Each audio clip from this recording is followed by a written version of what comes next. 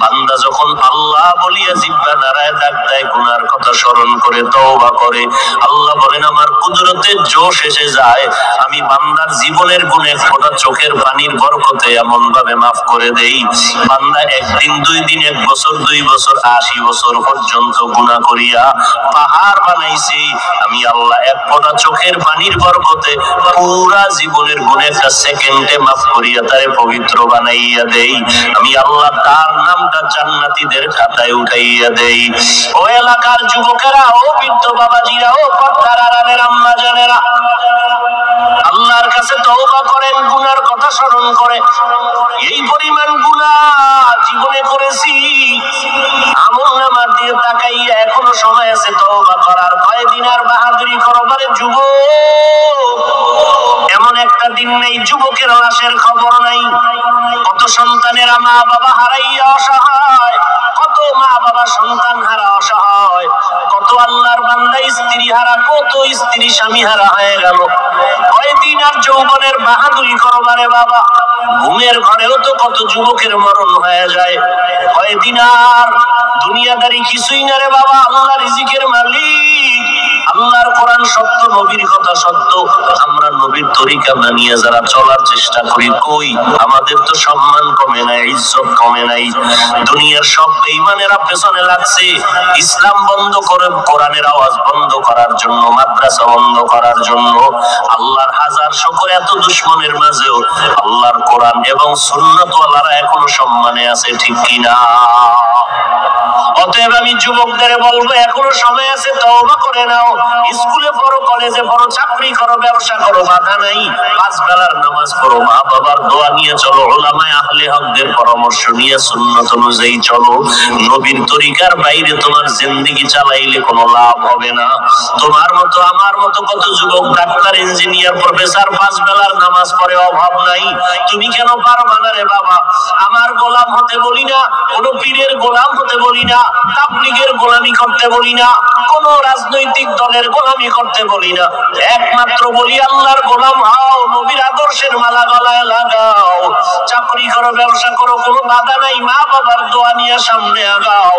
ওই যুবক এমন কাঁদাই যে কাঁদলো, তুমিও যদি চোখের পানি ছেড়ে এখনো বলতে পারো, দয়ার মালিক, এই ময়দানের মধ্যে তুমি দিলের হালাত জানতেছো, আমার মতো গুনাহগার এই ময়দানে হয়তো কেউ নাই রে আল্লাহ। এই গুনাহ নিয়ে কবরে যেতে চাই না। এত পরিমাণ অপরাধ করেছি, অপরাধের খবর আমার মা বাবা আপনজনেরা জানলে কেউ সম্মানের চোখে তাকাইতো না। আজকে তওবা করতেছি, আর নামাজ ছাড়বো না, দাড়ি কাটবো না, বেপরদায় চলবো না, নবীর তরিকা নিয়ে চলবো। সমস্ত নবীরা যেই দিনের দাওয়াত দিয়েছেন ওই দাওয়াত অনুযায়ী চলবো, নবীর সুন্নতের বিপরীত চলবো না, উলামায়ে কেরামদের সাথে বেয়াদবিমূলক আচরণ করবো না, মা বাবার সাথে বেয়াদবিমূলক আচরণ করবো না। আজকে থেকেই তওবার নিয়ত যদি করতে পারো, আল্লাহ তাআলা দরজা খুলিয়ে দিবেন ওই যুবকের কান্নার উপরে। আল্লাহ জিবরাইল আমিনকে পাঠাইয়া নবীর সামনে গিয়া বলে, ও পয়গম্বর, ওই বান্দাকে আমার আল্লাহ ক্ষমার ঘোষণা দিয়ে দিয়েছেন। এবার নবী ওই যুবকের ডাকলো আর বলল, যুবক, তোর চোখের পানি আল্লাহর আদালতে কবুল হয়ে গেছে, তোর ওই চোখের পানির বদৌলতে আল্লাহ তোর জীবনের গুনাহগুলো মাফ করে দিয়েছেন। ও আল্লাহর বান্দারা, এই জন্য আল্লাহ পাক বলেন, গুনাহ যারা করিয়া ফেলছো শয়তানের ধোঁকায় পড়িয়া, আমি আল্লাহ চাই না তোরে জাহান্নামে দিব। আমি আল্লাহ ওয়াদা করলাম, গুনাহ করিয়াও যদি গুনাহ থেকে তওবা করিয়া নিজেরে বাঁচাইতে পারো, ওয়া আম্মা মান খাফা মাকামা রাব্বিহি ওয়া নাহান নাফসা আনিল হাওয়া ফাইন্নাল জান্নাতা হিয়াল মাওয়া। হাসরের ময়দানে আসামির কাঠগড়ায় দাঁড়াইয়া জবাব দিতে পারবা না, ওই ভয় অন্তরে জমা করে গুনাহ থেকে যদি তওবা করো, আমি জান্নাতুল মাওয়া তোমার স্থায়ী ঠিকানা বানায় দিব। ও যুবক, ও বৃদ্ধ বাবাজি, পর্দার আড়ালের আম্মা জানেরা, সন্তান আল্লাহ দান করেছেন, একটা আদর্শ সন্তানের মা বাবা হইয়া কবরে যাবেন। আপনার সন্তান ডাক্তার হবে, হবে, ইঞ্জিনিয়ার হবে, কিন্তু তার জবানের আদর্শ ব্যবহার এত সুন্দর, মুরব্বীরা খুশি হয়ে দোয়া করবেন, ওলামায়ে কেরাম খুশি হয়ে দোয়া করবেন। এই আদর্শ মা আপনাকে শিখাইতে হবে সন্তানের। এজন্য নবী বলেন, ও দুনিয়ার মা বাবা, সন্তান 7 বছরে যখন হবে নামাজের মুসাল্লায় দাঁড় করাও, 10 বছর যখন হবে শাসন লাগলে শাসন করিয়া হলো নামাজে পড়াও। এই জন্য মা বাবার দায়িত্ব। দ্বিতীয়ত আল্লাহর কাছে দোয়া করতে হবে, আল্লাহ নেককার সন্তানের মা বাবা বানায়া দাও, সন্তানগুলোকে আদর্শ সন্তান বানায়া দাও। আল্লাহর কাছে যাদের তওবার নিয়ত আছে, মরিয়া গেলে যাব হায়াতের মালিক আল্লাহ, ইজ্জতের মালিক আল্লাহ, রিজিকের মালিক আল্লাহ, আর নামাজ ছাড়বো না, দাড়ি কাটবো না, বেপরদায় চলবো না, নবীর তরিকার বাহিরে চলবো না। আজকে যার পিছনে ঘুরিয়া ঘুরিয়া নবীর সুন্নাত গুলো বাদ দিতেছি, নামাজ বাদ দিতেছি, যার পিছে ঘুরতেছি সে তো আমার আপন হবে না। দুনিয়াতে একটু স্বার্থে যদি আঘাত লাগে মোবাইল বন্ধ করে দেয়, আমাকে আর সালাম দেয় না, খবর নেয় না, এই তো দুনিয়ার আমার মুরব্বী, আমার আপনজন। অতএব চিন্তা ভাবনা করে দেখো রে বাবা, আমার আল্লাহ ছাড়া, নবীর আদর্শ ছাড়া নাজাতের কোনো পথ নাই। অতএব আল্লাহর কাছে যদি এখনো পারো তওবার নিয়ত হয়, খাঁটি অন্তরে যদি তওবার নিয়ত করো, তবে এটাও বাস্তব সত্য কথা, 13টা বছর আবু জাহালের মতো বেঈমান নবীর দেখলো, বয়ান শুনলো, কালেমা পড়লো না। এই জমিনে কিছু শক্ত পাথরওয়ালা অন্তরওয়ালা মানুষ জমিনে থাকবে, কোন বয়ানে তাদের দিল নরম হবে না, কান্না আসবে না, তওবাও করবে না। কেউ কান্না করিয়া তওবা করিয়া বাসায় গিয়া মা বাবাকে বলবে, মা বাবা জীবনে কত কষ্ট দিয়েছি, আজকে তুমি আমাকে মাফ করে দাও, নামাজ ছাড়বো না, দাড়ি কাটবো না, ওয়াদা করেছি। আবার কিছু আল্লাহর বান্দারা হেদায়েতের দরজা না পাইয়া বিরোধিতায় নেমে যাবে রাস্তায় গিয়া, এদের কপালে হেদায়েত নাই, নামাজ পড়বে না, আজান শুনিয়া মসজিদে যাবে না। আসলে খাঁটি ভাবে যাদের তওবার নিয়ত আছে, জীবনটা চলিয়ে গেল আর নামাজ ছাড়বো না, দাড়ি কাটবো না, মা বাবারে কষ্ট দিব না, জবান চোখ আর হাত দিয়া গুনাহ করব না। খাঁটি তওবার যদি কারো নিয়ত হয়, তওবার নিয়তে দুটো হাত আমার আল্লাহকে দেখাইয়া দাও। আয় আল্লাহ আমাদের হাতগুলো কবুল করে নেন, তওবা কবুল করে নেন, তওবার উপরে মজবুত হইয়া নবীর তরিকা মতে চলার তৌফিক দান করেন, আমিন। আলহামদুলিল্লাহি রাব্বিল আলামিন, ওয়াসসালাতু ওয়াসসালামু আলা সাইয়্যিদিল আমবিয়া ওয়াল মুরসালিন ওয়া আলা আলিহি ওয়া আসহাবিহি আজমাইন, ইয়া আরহামার রাহিমিন, ইয়া আরহামার রাহিমিন, ইয়া আরহামার রাহিমিন, রব্বিরহামহুমা কামা রাব্বায়ানি সগীরা। اللهم إنك عفو كريم تحب العفو فاعف عنا. اللهم إنا نسألك رضاك والجنة ونعوذ بك من سخطك والنار. اللهم إنا نعوذ بك من البرص والجنون والجذام وسيء الأسقام. ودير مالي কুদরতের নজর দিয়া তাকাইয়া দেখেন কত ওলামায়ে কেরামরা হাত তুলেছেন। আয় আল্লাহ, কত কত ব্যবসায়ী, কত চাকরিজীবী, কত যুবক, কত ছাত্র ভাই, পর্দার আড়ালে কত মা বোনেরা হাত তুলেছেন। আয় আল্লাহ, দুনিয়াতে যেদিন ছিলাম কত পবিত্র মা বাবা আদর করেছিলেন, আজকে শয়তানের ধোকায় পড়ে সেই পবিত্র জীবনটাকে গুনাহের দ্বারা নাপাক করে ফেলেছি রে আল্লাহ। আয় আল্লাহ, গুনার কথা স্মরণ করি আপনার দরবার ছাড়ি নাই, গুনার কথা স্মরণ করে তওবার নিয়তে হাজির হয়েছি রে আল্লাহ। আমরা তওবা করতেছি, আর গুনাহ করব না রে আল্লাহ। এই গুনাহগার হইয়া কবরে যেতে চাই না, গুনাহ নিয়ে কবরে গেলে মাটির চাপ সহ্য করতে পারবো না রে আল্লাহ। একটা মশার কামড় সইতে পারি না, সূর্যের গরম সইতে পারি না, গুনাহ নিয়ে কবরে গেলে জাহান্নামের আগুনের গরম, দুই পার্শ্বের মাটির চাপ, সাপের কামড়, আযাব সহ্য করার শক্তি নাই রে মালিক, আমরা বড় দুর্বল। আমরা আপনার আদরের নবীর উম্মত। আয় আল্লাহ, আমরা গুনাহ থেকে তওবা করতেছি। গুনার কারণে দিলটা পাথরের মতো শক্ত, চোখেও পানি নাই। ও আল্লাহ, কান্নাওয়ালা চক্ষু দান করে। ও নবীর আশিকের দলেরা, আল্লাহর নবী বলেন ইবকু ফাইল্লাম তাবকু ফাতাবাকু, জাহান্নামের আযাবের ভয়ে কান্না করো। কান্না যদি না আসে, কান্নার বাহানা করো। কারণ দুনিয়ার ঘরে আগুন লাগলে পানি ছাড়া যেমন ঠান্ডা করা যায় না, জাহান্নামের আগুনও চোখের পানি ছাড়া ঠান্ডা করা যাবে না। আমল নামা দিয়ে তাকাইয়া গুনার কথা স্মরণ করে দেখো, মনে হয় যেন এই ময়দানে আমার মতো জাহান্নামের আসামি আর কেউ নাই। গুনাহের কারণে আমার হাত না পাক, আমার চোখ না পাক, আমার জিহ্বা না পাক, আমার অন্তর না পাক। দুনিয়াতে আজ যত আপনজন মনে করি, আমার আল্লাহ ছাড়া কেউ নাই। ও বৃদ্ধ বাবাজি, পর্দার আড়ালের মা বোনেরা, যুবকেরা, চোখের পানি ছেড়ে কাঁদো। মা বাবার বিচারের শাস্তির ভয়ে যদি সন্তান কান্না করতে পারে, ওস্তাদের শাস্তির ভয়ে যদি ছাত্র কান্না করতে পারে, বিচারকের জেলখানায় নেওয়ার ভয়ে যদি আসামি কান্না করতে পারে, আমার মাওলার আযাবের ভয় কি এত কম? গুনাহগারের জন্য যে জাহান্নাম,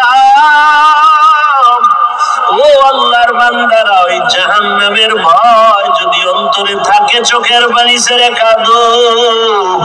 ও আল্লাহ, এই ময়দানে কি আপনার কান্নাওয়ালা কেউ নাই? মেহেরবানি করে আমাদের গুনাহমুক্ত জীবন দান।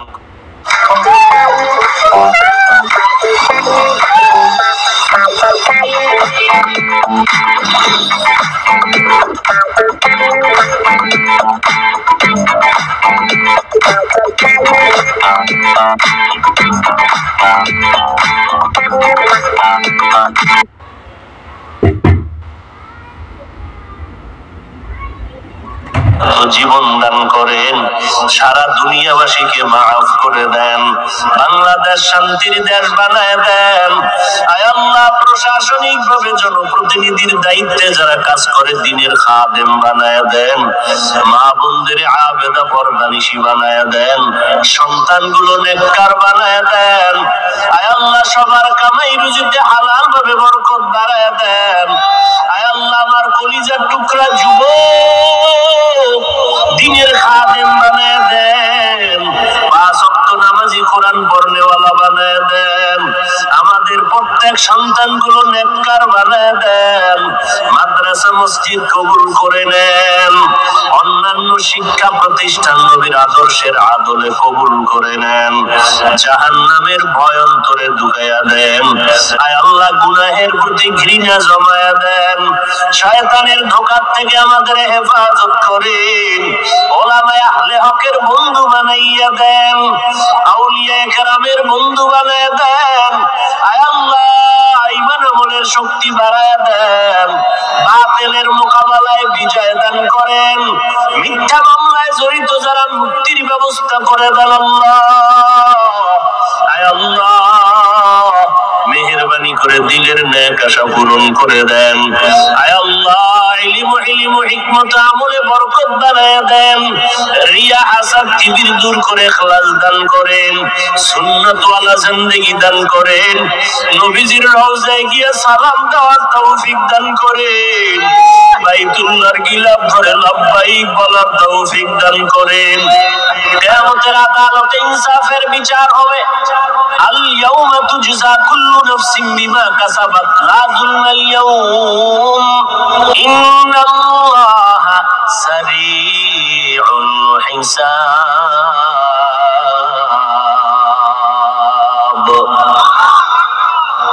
কোন জুলুম করা হবে না, দ্রুত গতি বিচার হবে। বলে বিচারটা হবে আধা বেলা।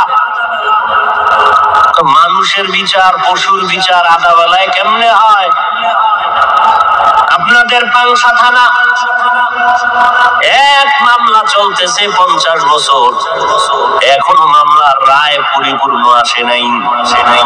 মাঝে মাঝে হাদিয়া দিলে মামলা তাজা হয়, ঠিক নেই? হাসরের ময়দানে কত মামলা এক একজনের নামে। স্পষ্ট সহিহ হাদিসের মধ্যে পয়গম্বর বলেন, আব্দুল্লাহ ইবনে ওমর থেকে হাদিস বর্ণিত, তিনি বলেন কিয়ামতের দিন বড় বড় আলেমকে আল্লাহ ডাকবেন, কি জন্য তুমি আলেম হয়েছিলে বলো।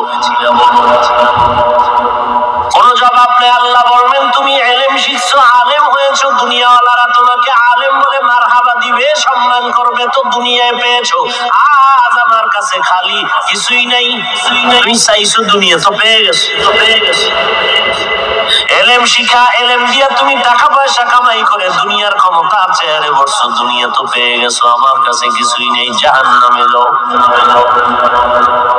এরকম শহীদদেরকে আল্লাহ ডাকবেন, ও শহীদ, দিনের পথে তুমি যুদ্ধ করেছো, শাহাদাত বরণ করেছো, বেঈমানের মোকাবেলায় রক্ত ঝরাইছো, মানুষ যেন তোমাকে শহীদ বলেই মারহাবা পাওয়ার জন্য।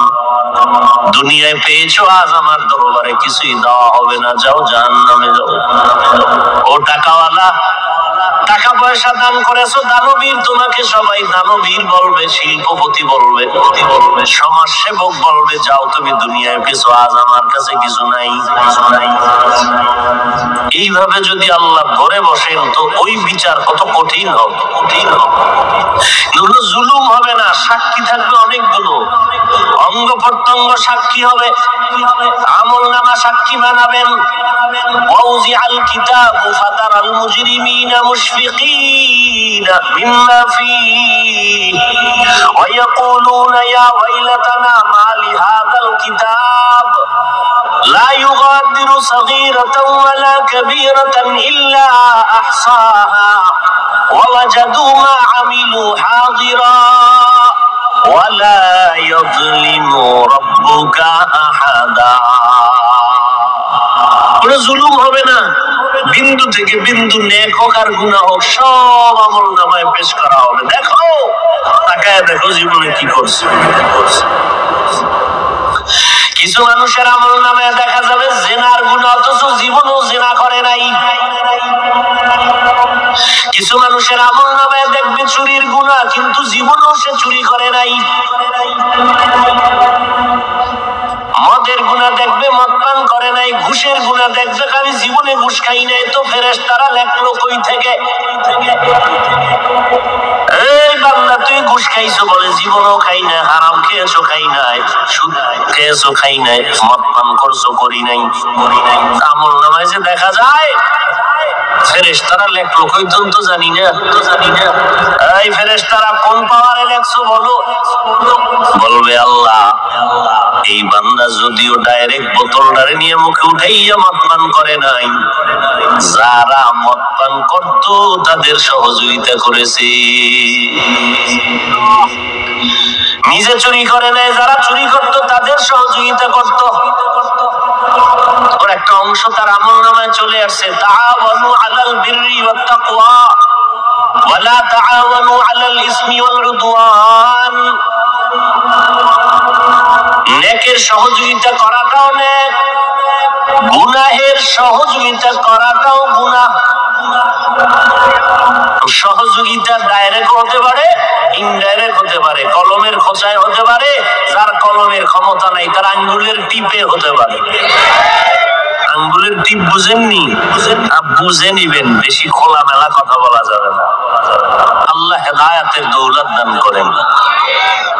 জিন্দেগির গুনাহ ভরপুর।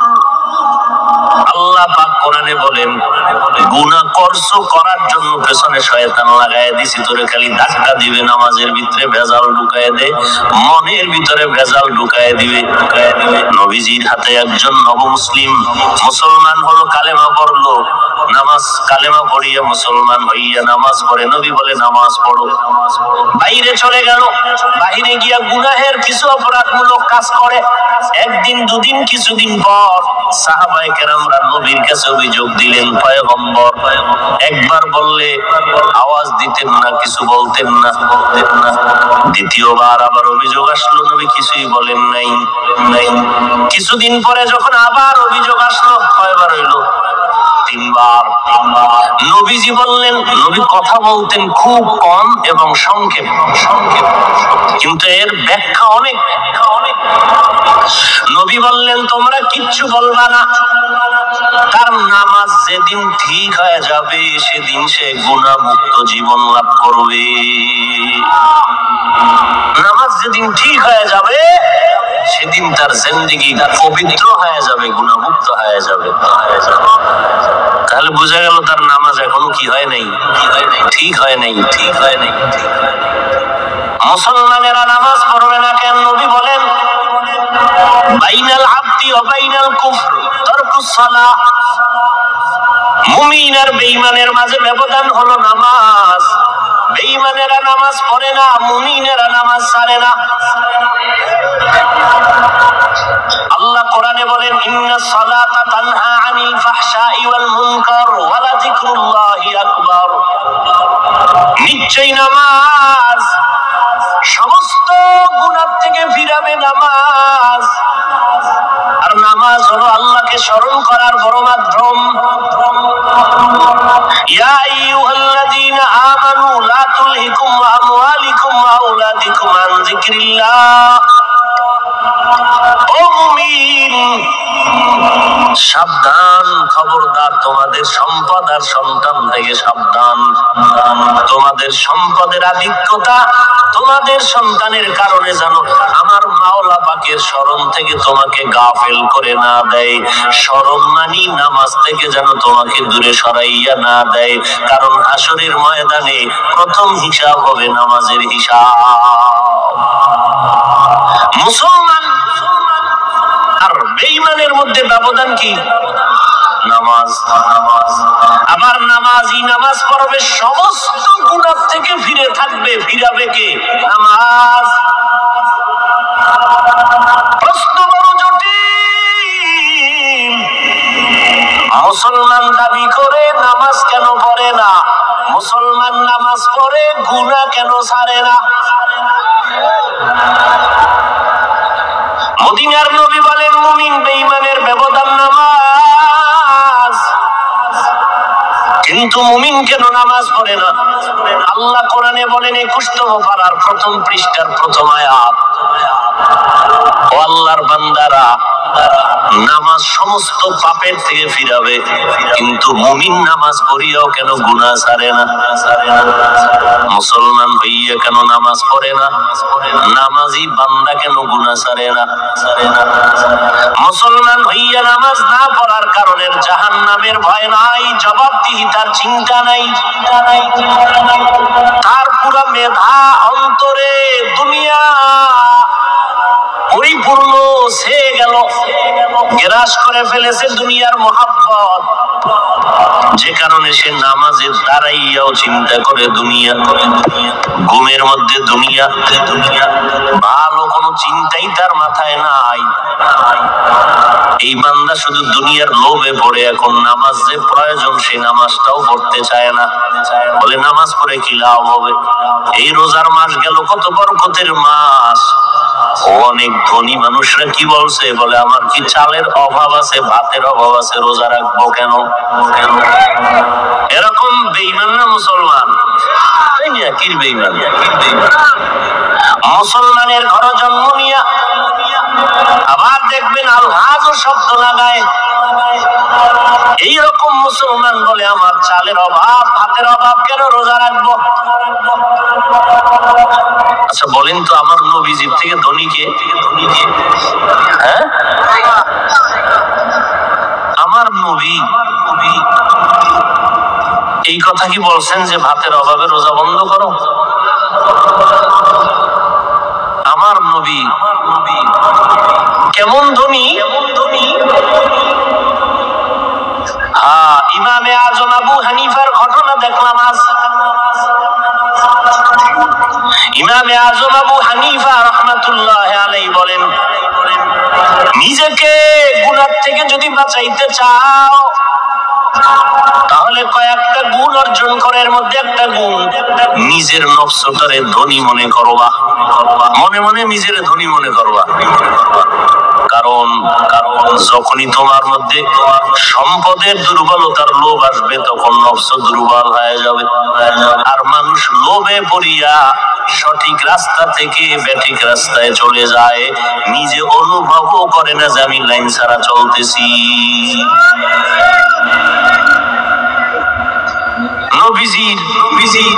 আপনি চিন্তা করেন, পেটে পাথর বেঁধে কাজ করতেছেন, অথচ নবী যদি বলতেন এখন উহুদ পাহাড় স্বর্ণ বানাও, হয়ে যেত। মক্কার মুশরিকরা বলেছিল মুহাম্মদ সাল্লাল্লাহু আলাইহি ওয়া আলিহি ওয়াসাল্লাম, তুমি কালেমার দাওয়াত দাও।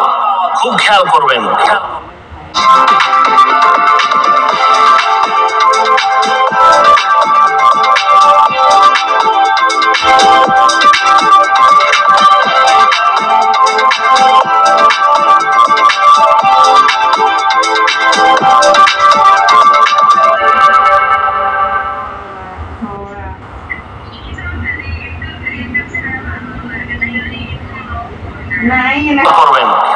কালেমার দাওয়াত দাও, এক আল্লাহর ইবাদতের কথা বলো, কিন্তু আমাদের মূর্তি পূজার বিরুদ্ধে কথা বলবা না,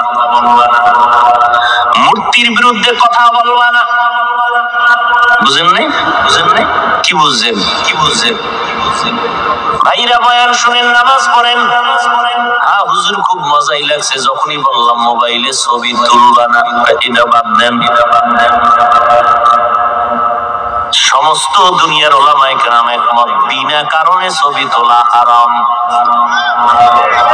সরকারি কোনো জরুরত, রাষ্ট্রীয় কোনো প্রয়োজন, শরীয়তের কোনো প্রয়োজন ছাড়া এমনিই ছবি তোলা হারাম।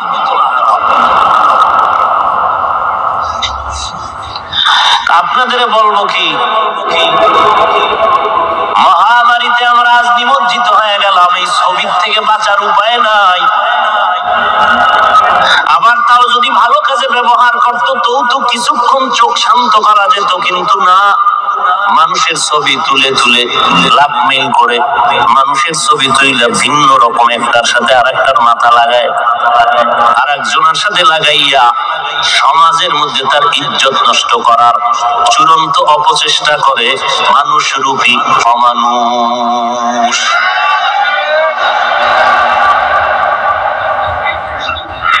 আহা,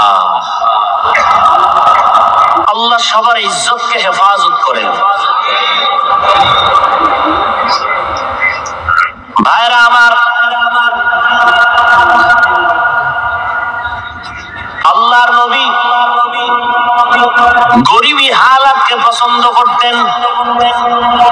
নবী শুধু এক মাস রোজা রাখছেন, প্রত্যেক মাসের প্রত্যেক সপ্তাহের সোমবার বৃহস্পতিবার রাসূল রোজা রেখেছেন।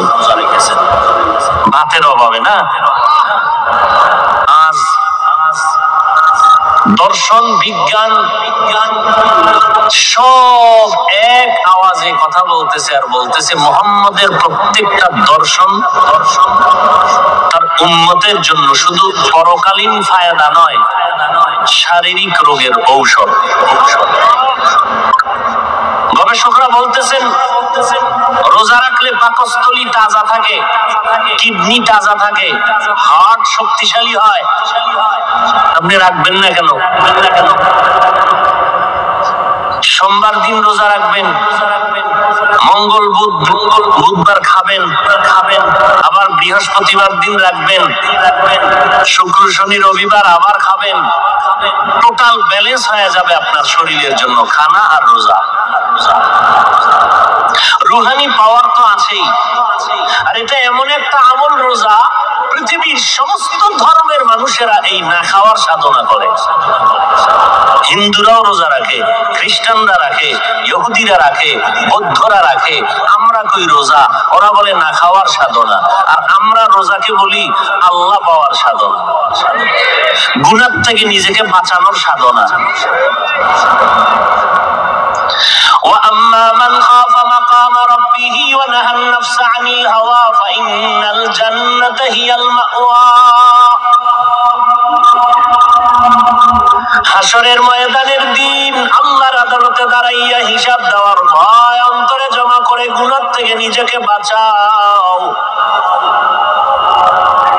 আল্লাহ তোমার ঠিকানা জান্নাতুল মাওয়া দান করবেন।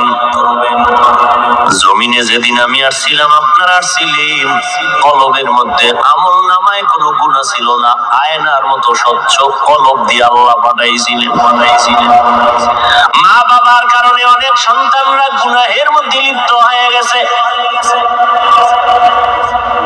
মা বাবার কারণে সন্তানরা নামাজ ছেড়েছে।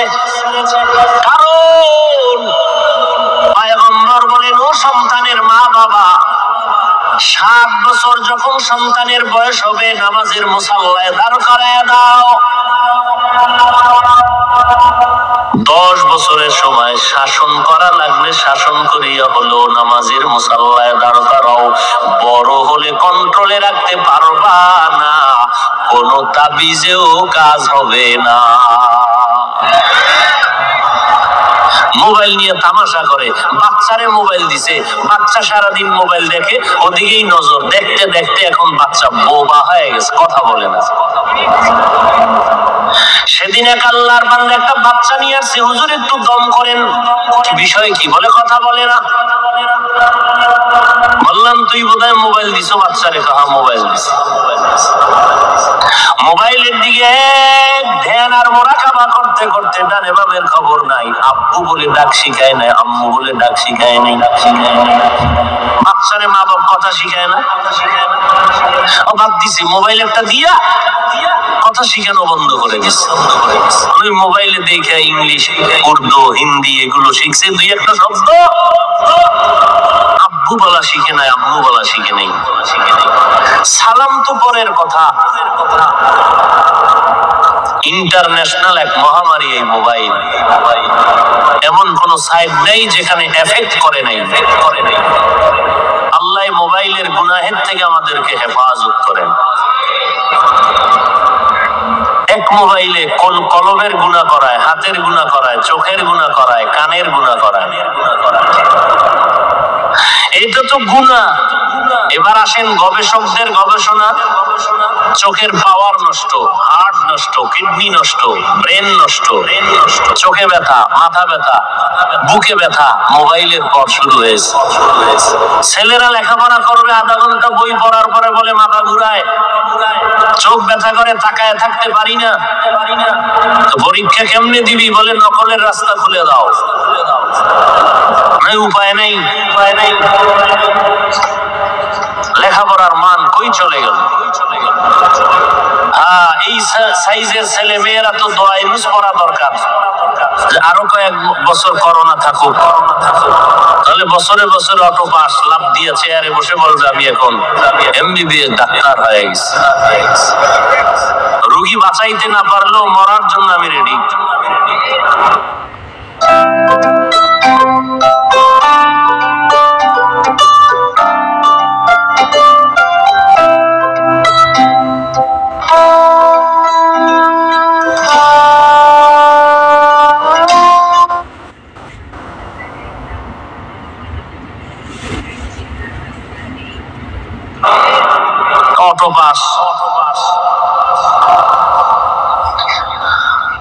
আল্লাহ তাআলা বলেন, গুনাহ থেকে নিজেরে বাঁচাও যদি আল্লাহর আদালতের হিসাব দেওয়ার ভয় অন্তরে জমা করো। কারণ ভয় এমন একটা পুঁজির নাম, ভয়ের কারণে মানুষ অন্যায় থেকে নিজেরে ফিরানো সম্ভব। ভয়, ভয়, এই ভয়ের নাম তাকওয়া, এই ভয়ের নাম খাশিয়া, এই ভয়ের নাম খাউফ। এই ভয়টা মা বাবা সন্তানের মনের মধ্যে যদি না থাকে কোনোদিন মা বাবার সাথে অন্যায় করা বন্ধ করবে না। এই ভয়টা ছাত্রের মধ্যে যদি না থাকে ওস্তাদের সামনে আদব রক্ষা করতে পারবে না, বেয়াদবি করবে। এই ভয়টা যদি মানুষের মধ্যে না থাকে তাহলে মানুষ কখনো কন্ট্রোল নিতে পারবে না। আজকে এই ভয়টা ক্রমান্বয়ে কমে যাওয়ার কারণে মানুষ মানুষের জবাই করে, হত্যা করে। এমন একটা দিন আমার সোনার বাংলায় নাই যেই দিনটা মানুষ মানুষের হত্যা করার মতো জঘন্য ঘটনা পাওয়া যায় না। ভাই ভাইকে জবাই করে, এরকম ঘটনা নাই? স্ত্রী স্বামীকে জবাই করে, এমনকি সন্তান তার মাকে জবাই করেছে। লাভ কি? লাভ কি? যদি বুঝতো জবাই কেন করে, আমি কিছু পেতে চাই, কিন্তু কি লাভ হইল? পুলিশ এসে ধরে ফেললো, র্যাব ধরিয়া জেলখানায় নিল, ফাঁসির রায় হয়ে গেল। না দুনিয়া পাইলি না আখিরাত পাইলি, এই চিন্তা যদি মানুষ করত জীবনেও কেউ কারো গলায় অস্ত্র ধরত না। আর সরকার যদি একটা আইন করে দিতেন যে যত বড় অপরাধ করো শরীরের উপরে হাত তুলবি, তদন্ত ছাড়া তোর ফাঁসি। কোনো তদন্ত নাই, তদন্ত নাই। পুলিশ আছে, আইন আছে, র্যাব আছে, আদালত আছে, বিচার হবে কঠিন ভাবে তদন্ত আকারে। গায়ে হাত তুললি কেন? তদন্ত ছাড়া তোর আজীবন জেল। কোনো তদন্ত নাই, গায়ে হাত তুললি কেন? এরকম খালি 5টা এই আইনটা করে খালি 5টা জায়গায় পুলিশ লাগাই দিত, 5টা আসামি ধরতো, আজীবনের জন্য জেল রায় দিয়ে দিত, আর এর মধ্যে কিছু ফিডা ভাড়া লাগাইতো, টোটাল বাংলাদেশ সোনার বাংলাদেশ হয়ে যেত। আমার কথাই নেই বলি কি কি যারা একটু চায় যে হার করা যায় কিনা, এই নিয়ত করে কোনো হুজুর যদি মানে না, তাহলে মুসল্লিরাও বলে না হুজুরের যা ভালো মনে করছিল, সুবিধা না, সুবিধা না। এখন রাজনীতির মধ্যে ঢুকে গেছে, কথা ঠিক নেই, কথা ঠিক নেই। জিন্দেগি মে বন্দগি তু করনা হে, जिंदगी में बंदगी तू करना है, जिंदगी पे बंदगी शर्मिंदा है, जिंदगी पे बंदगी शर्मिंदा है। জীবনটা দেখতে দেখতে কয় বছর চলে গেল, এখন শরীরের শক্তি দুর্বল, কোন দিন গালের মধ্যে দাঁড়িয়ে উঠলো জানছেননি, আবার সেই কালো দাড়ি কোন দিন সাদা হলো টের পাইছেননি, কোনদিন টের পান নাই। এই করোনায় কত প্রাণ চলে গেল, কত আপন জনেরা চলে গেল। এই রমজানে ঈদের দিন কত সন্তানেরা মা বাবারে নিয়ে কত আনন্দের ঈদ কাটাইলো, আবার কত মানুষ, কত বান্দা বান্দি চোখের পানি ছেড়ে কান্না করে দিন কাটাইলো। ঈদ আর হয় নাই। হাসরের ময়দান বলতেছিলাম বিচার শুরু হবে ফজর থেকে, আজ জোহরের মধ্যে বিচার শেষ, বিচার শেষ। বলে এই অল্প টাইমে কিভাবে সম্ভব? কয়েকটা জবাবের ছোট একটা জবাব দিয়ে আমি অন্যদিকে যাচ্ছি। আল্লাহ তাআলার কুদরতের দ্বারা সম্ভব। এখানে আর কোনো কথা নেই। যুক্তি চাইলে, জবাব চাইলে আরো কয়েকটা জবাব আছে, আছে না। আমরা মুমিন, আমার মাওলার কুদরতকে আমরা মেনে নিই এইভাবে যে মাখলুকের দ্বারা যা সম্ভব না, খালেকের দ্বারা তা সম্ভব। এর উপরে ঈমান আমরা আছে না নাই? ভাইরা আমার, আল্লাহ রাব্বুল আলামিন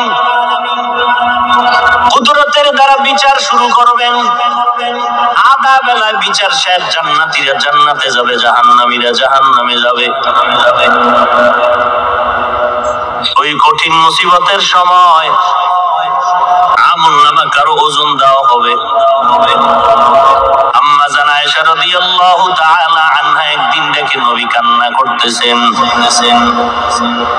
আম্মা জান জিজ্ঞাসা করলেন, পয়গম্বর আপনি কাঁদেন কেন? বলে হাসরের ময়দানের ভয়ঙ্কর অবস্থার কথা মনে পড়ে যাওয়ার কারণে কান্না করি। কি উপায় হবে ওই হাসরের মাঠে আমার উম্মতের? কিয়ামতের ময়দান তেমন ভয়ঙ্কর অবস্থা হবে যেদিন নবীদের কোনো গুনাহ নাই। আছে কে? যুবকেরা, মুরব্বীরা, নবীদের কোনো গুনাহ আছে? হালকা পাতলা? সমস্ত নবীরা নিষ্পাপ। বলেন সমস্ত নবীরা? যদি কেউ সন্দেহ করে তার ঈমান, সমস্ত নবীরা নিষ্পাপ। কিয়ামতের ময়দানে এত ভয়ঙ্কর অবস্থা হবে, নবীরা যাদের কোনো গুনাহ নাই তারাও নাফসি নাফসি বলে কান্না শুরু করবেন। নবীর হাদিস। ও দুনিয়ার উম্মতের দল, কেমন ভয়ঙ্কর অবস্থা হলে যে নবীরা, আল্লাহর পাঠানো পয়গম্বর, তারা কান্না করবেন আর বলবেন, ও আল্লাহ আমাকে বাঁচাও। উম্মতের কথা ভুলে যাবেন। আম্মা জান আয়েশাকে নবী বলেন, এ তো পুরা মাঠের অবস্থা হবে খারাপ। এর মধ্যে আরো তিনটা জায়গা হবে আরো ভয়ঙ্কর। একটা হবে আমলনামা দেওয়ার সময়, আর একটা হবে ওজন দেওয়ার সময়, আর একটা হবে পুলসিরাত পাড়ি দেওয়ার সময়। বড় ভয়ঙ্কর। এই তিন সময় মানুষ এতটাই যে বেকারার হয়ে চিৎকার দিবে, আপন আপন বলতে কেউ তখন পরিচয় দিবে না। মা বলবে, সন্তান তুই আমার সন্তান, তোরে নিয়ে বড় কষ্ট করেছি, আমাকে একটা নেক দিয়ে আমি জান্নাত পাবো, একটা নেকের অভাব। সন্তান বলবে, আমি মায়ের পেট ছাড়া দুনিয়াতে আসি নাই, তবে তুমি যে আমার মা আমি বিশ্বাস করি না। একটুখানি নেকের তরে রোজ হাসরের মাঠেতে বাবা ঘুরবে ছেলের পিছে, ছেলে বাবার আগেতে। আহাতে মন কঠিন দিনেতে নামাজ তোমায় ভুলবে না, ঠিক মতো পড়িলে নামাজ জান্নাত তোমার ঠিকানা।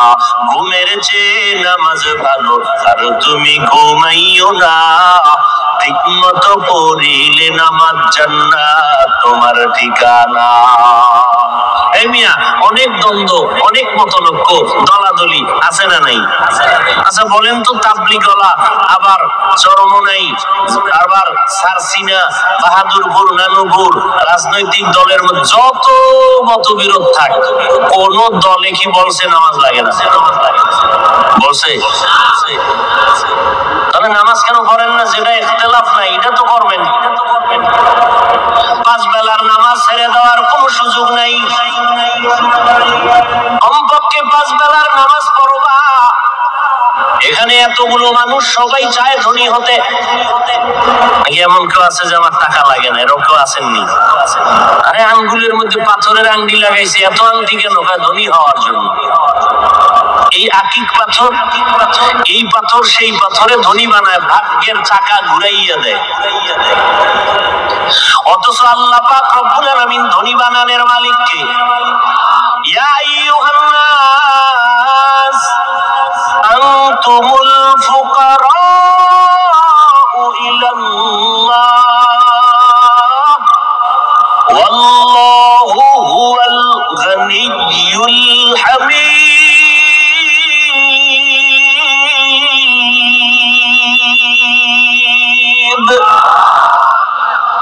ও দুনিয়ার মানুষ, তোমরা ফকির, আমি আল্লাহ ধনী। আল্লাহ শুধু ধনী না, প্রশংসিত ধনী। অতএব ধনী বানানোর মালিক কে? আল্লাহকে আমি ধনী বানাই, আমি গরিব বানাই। লা ইলাহা ইল্লাল্লাহ, আমি আল্লাহ তাআলা ব্যতীত তোমার আর কোন ইলাহ নাই, কোন রিজিক দাতা নাই, আইন দাতা নাই, বিধান দাতা নাই, হায়াতের মালিক নাই, মৌতের মালিক নাই, তোমাকে সম্মানের জায়গায় বসানোর মালিক আল্লাহ ছাড়া আর কেউ নাই। আমি আল্লাহ তোমাকে ধনী বানাইয়া দিব, আমি আল্লাহ তোমাকে আবার সম্পদ কমাইয়া দিব। অতএব যদি তুমি ধনী হতে চাও কোনো তাবিজ লাগবে না। মদিনার নবী বলেন 5 বেলার নামাজ যদি ঠিকমতো আদায় করো, 1 নাম্বার পুরস্কার তোমাকে আল্লাহ রিজিক বাড়ায় দিবেন। আরো আস্তে করে বলেন, মকুন সুসুতি নামাজে পাঞ্জেগানা ফাওয়াইলুল লিল মুসাল্লিন আল্লাযীনা মুমিনারা ইনামাজ ইমদাদে দা ইস্তাইনু আয়াতে কুরআন বাখা আয়াতে কদ আফলাহারা ইয়াদেকুন গৌরকুন্দর মানি আজদিল সাদিকুন। নামাজ কয় ওয়াক্ত? মাঝে মাঝে 2 ওয়াক্ত ছাড়ার মতো অনুমতি পিসাবরা দিছেনি। তাই ফির হইল কেমনে? ফির যদি 2 ওয়াক্ত ছুটি না দিতে পারে তাহলে ফিরের ভাওয়া রইল। এর মধ্যে একজনে বলি এই ফালাইছে, হুজুর আলহামদুলিল্লাহ আমগো পিসাব বলছে নামাজ লাগবেই না। তারপরে বলছে তোরে যদি আমি জান্নাতে নিতে না পারি তো আমি কি এর ভিড়, তোর আবার নামাজ কেন? তোরটা আমি করব, তোর যত নেক আমল লাগবে আমি করব, তোর কিছুই লাগবে না। তাহলে পীর আর মুরিদের সম্পর্ক কি? বলে আমি তোরে বিনা হিসাবে জান্নাতে পার করায় নিব, আর তোর কাজ হইল যত দুনিয়ার হাদিয়া আছে সব আমার দরবারে পাঠাবি, যত টাকা পয়সা হাদিয়া সব আমাকে দিবি, আর আমি তোরে জান্নাতে নিব। হ্যাঁ, আল্লাহর নবী কাঁদতেছেন, আম্মা জান আয়েশা বলেন কেন কাঁদেন? কয় আল্লাহর রহমত ছাড়া হাসরের ময়দানে কেউ নাজাত পাবে না। আম্মা জান আয়েশা বলেন নবী আপনি? নবী বলেন আল্লাহর রহমত না থাকলে আমিও নাজাতের দরজা পাবো না। নবীজির কোন গুনাহ আসেনি? আছে। এরপর নবী দৈনিক 100 বার কমপক্ষে ইস্তেগফার করতেন। ও ভাই, নবীর আমলগুলোকে হিন্দুরা করবে, আপনারা মুসলমান কেন করেন না? ও আল্লাহর কোরআন মিথ্যা, এই যুবকেরা মিথ্যা। ও ভাই, তোমার কবরে তুমি যাইবা, আমার কবরে আমি যাব, তোমার জবাব তুমি দিবে, আমার জবাব আমি দিব। আজকে আমি বক্তা হইয়া বাংলাদেশে ঘুরি,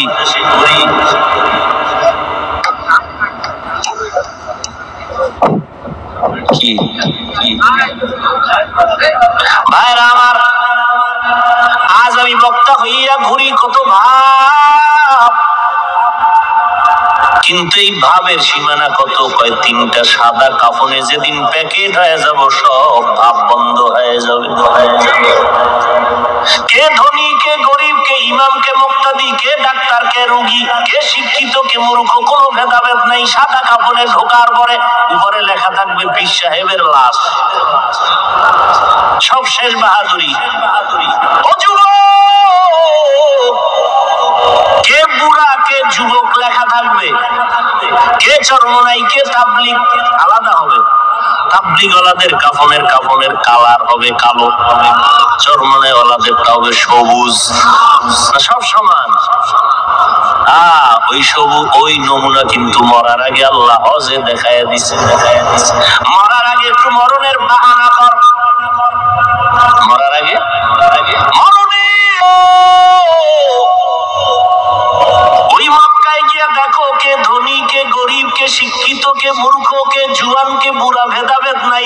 সবার জুতা খোলো, টুপি খোলো, গেঞ্জি খোলো, লঙ্গি খোলো, সাদা 2টা কাপড় পরো, তোমরা আখিরাতের যাত্রী।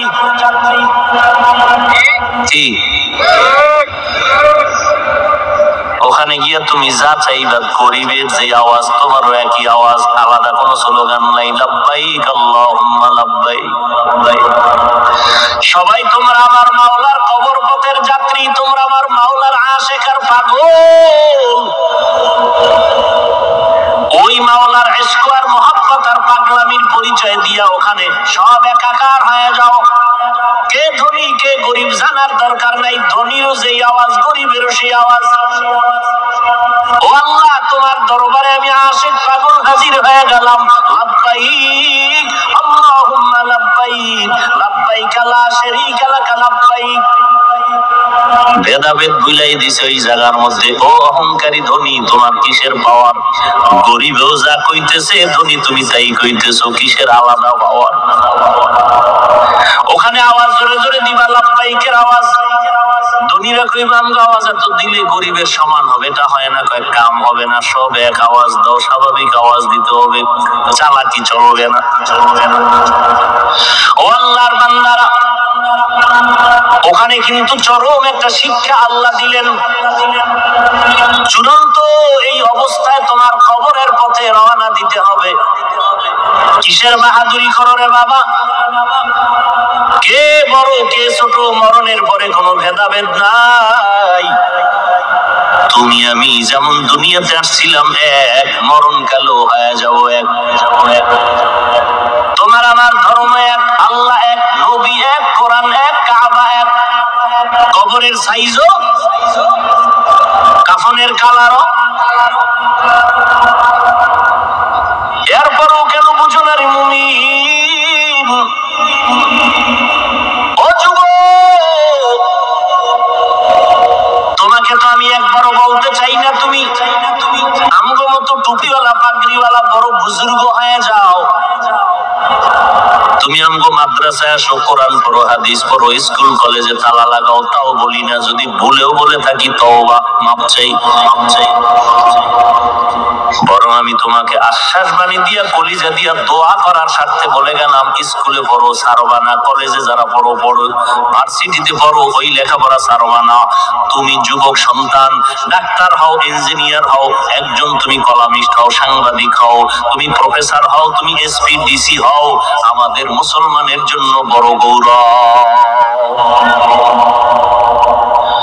তোমার মতো যুবক স্কুল কলেজে পড়ুয়া 5 বেলার নামাজি আছে না নাই? তুমি পারবা না কেন? তোমার মতো যুবক চাকরি করে, ব্যবসা করে, হালাল খায়, হারাম খায় না, 5 বেলার নামাজ পড়ে, দাঁড়িয়েও আছে নাই? তুমি কেন পারবা না রে বাবা? আল্লাহর কোরআনটা যদি মিথ্যাই প্রমাণ দিতে পারো, এখন দাও, আমি দাড়ি ফালাইয়া প্যান্ট শার্ট টাই লাগায় নাচ গানে নেমে যাবো, আর জীবনে আল্লাহর কথা বলবো না। তুমি কেন? তোমার থেকে বড় বড় বেঈমানেরা কখনো প্রচেষ্টা করে নাই। ১,৫০০ বছর হয়ে গেল, আল্লাহর কোরআনের একটা অক্ষরের ভুল আজ পর্যন্ত কেউ বের করতে পারলো? পারে তো নাই, বরং তারা মাথা নত করে মুসলমান হয়েছে। জীবনে নবীকে দেখে নাই, নবীর আদর্শ দেখে মুসলমান হয়ে গেল। কিন্তু তুমি মুসলমান, তুমি নবীর আশিক। তোমার মাথায় কেন টুপি নাই? নবীর তরিকায় কেন চুলটা কাটো না? আঙ্গুল কাটার আঙ্গুলের নখগুলো কেমনে রাখবা, কেমনে কাটবা, সেখানেও নবীর তরিকা আছে না নাই? আল্লাহর জাতের কসম, মদিনাওয়ালা নবীর আদর্শ ছাড়া অন্য কোন আদর্শ যদি দেখাইতে পারো নবীরটার থেকে ভালো, দেখাও, আমি নবীরটা বাদ দিয়ে সেইটা গ্রহণ করবো, দেখাও। কিন্তু তোমার থেকে মহাপণ্ডিতেরা বহু আবিষ্কার করলো আদর্শ। আব্রাহাম লিঙ্কনের আদর্শ ফেল, মাও সেতুনের আদর্শ ফেল, লেনিনের আদর্শ ফেল, কার্ল মার্ক্সের আদর্শ ফেল, প্লেটোর আদর্শ ফেল। এক কথায় বললাম, দুনিয়ার সব মানুষের বানানো আদর্শ নাপাক, আমার মদিনাওয়ালা নবীর আদর্শই হলো একমাত্র পাক। ওগো নবীর উম্মতেরা, হয়ে আজি দিশাহারা,